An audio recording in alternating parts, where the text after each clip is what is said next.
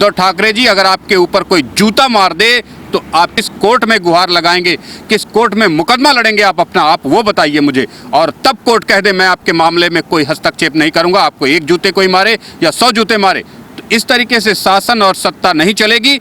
आपको समझना होगा कि शासन में नहीं, सारी की सारी शक्तियां नियम कानून के पालन करने से आती है, और वो पहले सत्ता में बैठे लोगों में, शासन प्रशासन के लोगों को पहले पालन करनी पड़ती है। क्या फ़र्क पड़ता है अगर सुशांत सिंह के केस में कोई सीबीआई की जांच करता है, उसमें निर्णायक कार्रवाई की मांग करता है? क्या फ़र्क पड़ता है कि जब संतों की हत्या होती है उसमें सीबीआई की जाँच होती है? क्या फ़र्क पड़ता है? यदि आप न्याय नहीं देते तो क्या फ़र्क पड़ता है आपके पास कितनी पुलिस है, कितने थाने हैं, कितनी चौकियाँ हैं? क्या फ़र्क पड़ता है कितने न्यायालय हैं? देखिए, जब भी नागरिक और सरकार के बीच कोई टक्कर होती है तो कोर्ट ही उसमें जाकर के दखल देती है। आप किसी भी नागरिक के हक को सत्ता में रहने की वजह से शासन प्रशासन आपके हाथ में, इसका मतलब उसको कुचल नहीं देंगे।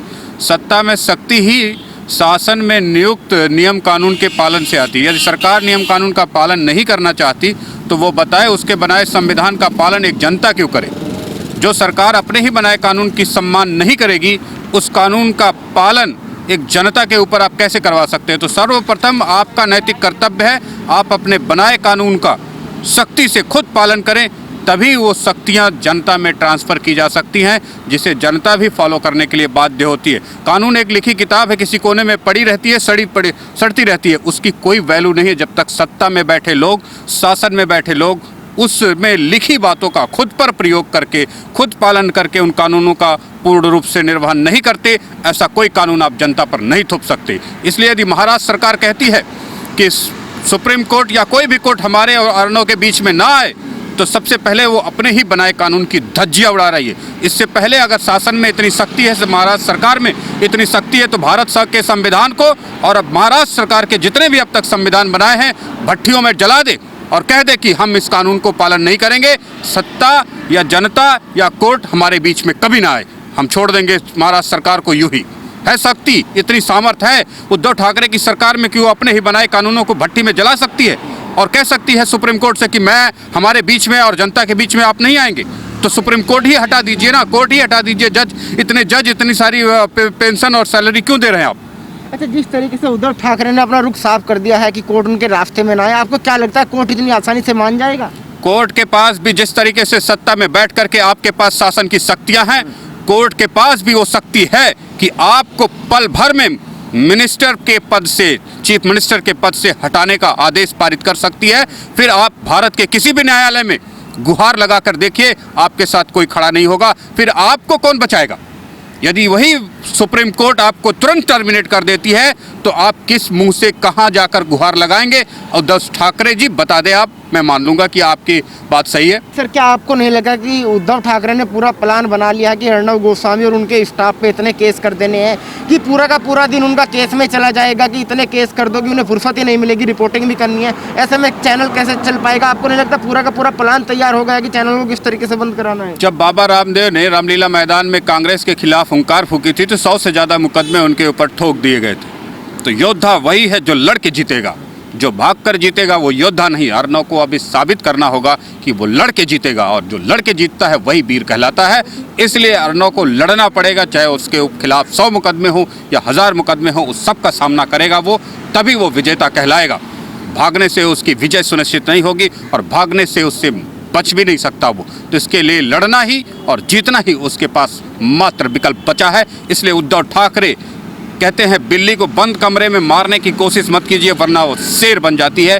तो उद्धव ठाकरे ये समझ लें कि वो जिस बिल्ली को घेर करके मारने की कोशिश कर रहे हैं वो शेर बन के झपटेगी और आपके पसीने छूट जाएंगे उसको पकड़ने और रोकने में। उद्धव ठाकरे इस तरीके का काम क्यों कर रहे हैं? महाराष्ट्र की जनता ऐसे में उनसे क्या उम्मीद करती होगी? आपने देखा होगा कोरोना के मामले कितने बढ़ गए, लेकिन महाराष्ट्र की जनता ऐसे में कहाँ जाएगी? उद्धव ठाकरे बुरी तरीके से फंस चुके हैं और ऐसे जाल में फंस चुके हैं जिसमें उनके निकलने का रास्ता ही नहीं दिख रहा, इसलिए वो उठपटांग सी हरकतें कर रहे हैं। वरना बहुत आसान रास्ता था।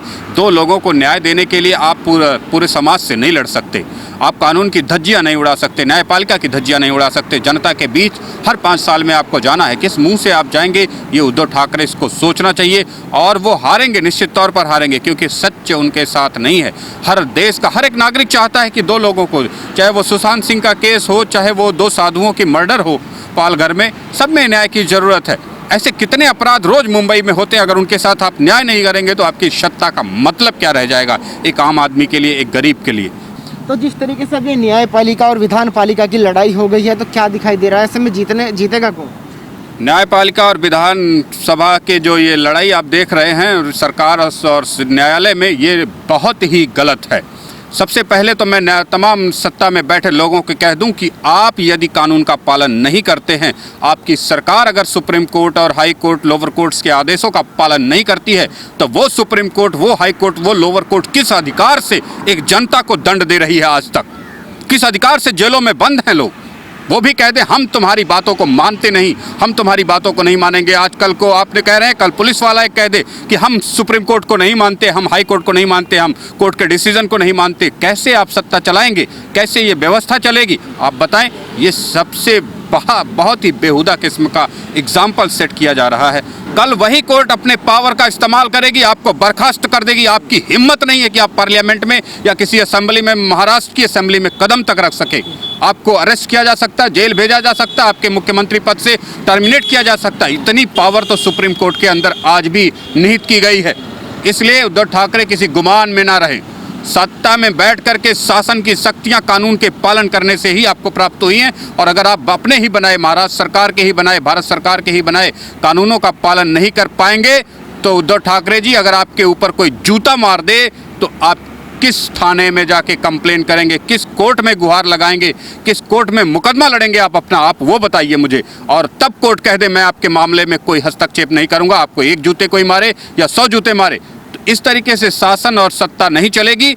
आपको समझना होगा कि शासन में नहीं, सारी की सारी शक्तियां नियम कानून के पालन करने से आती हैं और वो पहले सत्ता में बैठे लोगों में, शासन प्रशासन के लोगों को पहले पालन करनी पड़ती है। अन्यथा कौन मानेगा आपके कानून को, बनाए कानून को? एक रद्दी की किताब में लिखा हुआ है एक बिल, अभी दिल्ली में आपने कृषि बिल देखा है ना, केजरीवाल दिल्ली में उसको पास कर देता है, उसको पढ़ता नहीं है, पास कर देता है, दिल्ली पर लागू कर देता है, 4 दिन बाद उसी के खिलाफ धरना प्रदर्शन करता है। यानी कि सत्ता में बैठे न्यायालयों, ये असेंबलीज में बैठे नेता अगली ही सीट, पिछली सीट पे हम सोचते थे कि वो सिर्फ ताली बजाने के लिए होते हैं, आज तो चीफ मिनिस्टर अगली सीट पर बैठ करके सिर्फ ताली बजाने का काम कर रहा है। उसे कानून का पता ही नहीं।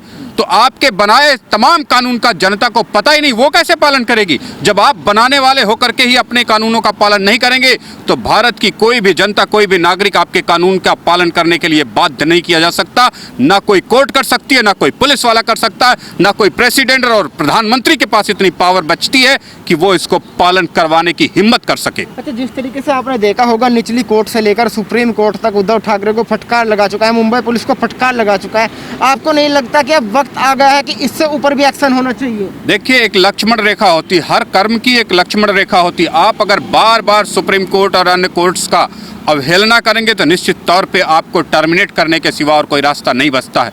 और सुप्रीम कोर्ट से मैं कहूंगा, यदि वो आपके आदेश का पालन नहीं करते हैं तो आपको भारत की 1.25 करोड़ जनता को भी आदेश देना होगा कि उनके किसी भी कानून का पालन ना करें, या आप बताएं किस आधार पर आप ये भारत की जनता पर कानून थोपते हैं। सजा देने का अधिकार भी सुप्रीम कोर्ट का खत्म हो जाएगा, तमाम न्यायालयों का अधिकार समाप्त हो जाएगा, फिर सुप्रीम कोर्ट तमाम न्यायालय हमारे बीच, आपके बीच नहीं रहेंगे।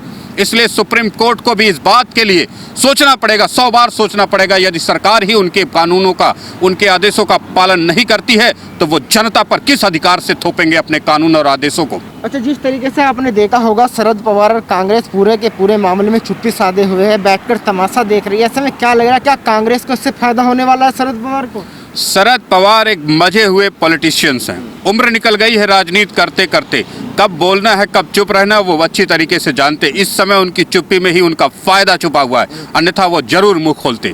अगर उनका नुकसान हो रहा होता तो जरूर मुंह खोलते। वो चाहते हैं कि उद्धव सरकार, उद्धव शिवसेना की छवि धूमिल होती रहे, इतनी धूमिल हो जाए कि शरद पवार के सामने खड़ी होने की उसकी औकात ना रहे। इसलिए शरद पवार चुप होकर के तमाशा देख रहे हैं राजनीति का। क्या पूरा का पूरा प्लान है कि शिवसेना के कंधे पर रखकर बंदूक चलाई जा रही है, उनको आगे किया जा रहा है कि आप आगे हैं हमारे, हम आराम से बैठे, आपको ही करना है जो कुछ करना है? एक बात बताऊं मैं आपको, एक शरद पवार जी हैं जो वेट एंड वॉच पॉलिसी के तहत वेट कर रहे हैं कब अच्छा अवसर आएगा, कब मैं इसको बनाऊंगा। यदि उनके पास कोई मजबूत योद्धा होता तो इस मैदान में वो अपनी बात स्पष्टता से रखता।